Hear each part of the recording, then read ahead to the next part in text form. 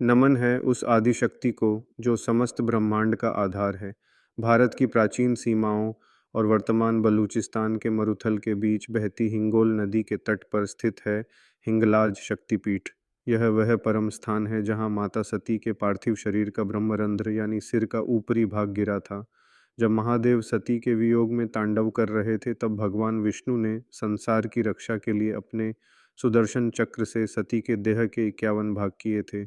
उन्हीं में से यह प्रथम और अत्यंत प्रभावशाली शक्तिपीठ माना जाता है। यहाँ माता को हिंगलाज देवी और भगवान शिव को भीमलोचन भैरव के रूप में पूजा जाता है। इस स्थान की महिमा निराली है क्योंकि यहाँ देवी किसी मूर्ति के रूप में नहीं बल्कि एक छोटी सी गुफा के भीतर सिंदूरी शिला के रूप में साक्षात विराजमान है।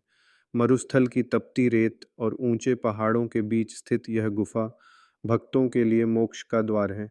पौराणिक कथाओं के अनुसार भगवान परशुराम ने 21 बार पृथ्वी को क्षत्रिय विहीन करने के बाद जब मानसिक शांति के लिए तपस्या की थी तब उन्होंने इसी स्थान पर माता की आराधना की थी।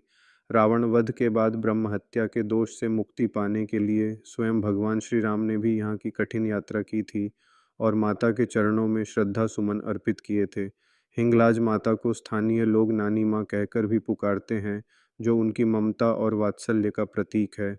मान्यता है कि जो भी साधक कठिन दुर्गम रास्तों को पार कर इस दर पर पहुंचता है, उसके भीतर की सुषुप्त शक्तियां जागृत हो जाती हैं।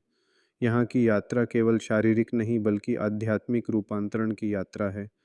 मरुभूमि की शुष्कता में भी यहाँ एक दिव्य शीतलता का अनुभव होता है, जो सिद्ध करता है कि देवी अपनी संतानों की रक्षा के लिए हर विषम परिस्थिति में उपस्थित हैं। इस शक्तिपीठ के दर्शन मात्र से अहंकार का नाश होता है और साधक को आत्मज्ञान की प्राप्ति होती है। आदि गुरु शंकराचार्य ने भी इस स्थान की दिव्यता का साक्षात्कार किया था। हिंगलाज का यह स्वरूप हमें सिखाता है कि कठिन संघर्षों के बाद ही परम चेतना का मिलन संभव है।